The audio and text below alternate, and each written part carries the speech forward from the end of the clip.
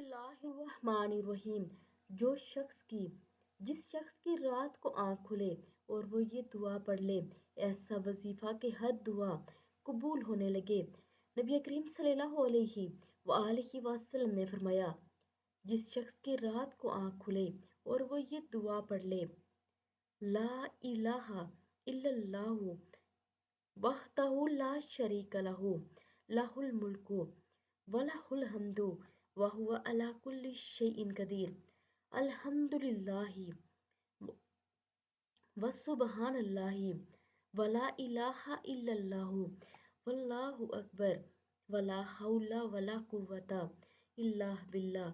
अकेले अल्लाह के सिवा कोई माबूद नहीं, इसका कोई शरीक नहीं, बादशाही इसी की है और इसी के लिए सब तारीफें हैं, और वो हर चीज़ पर कामल कुदरत रखता है।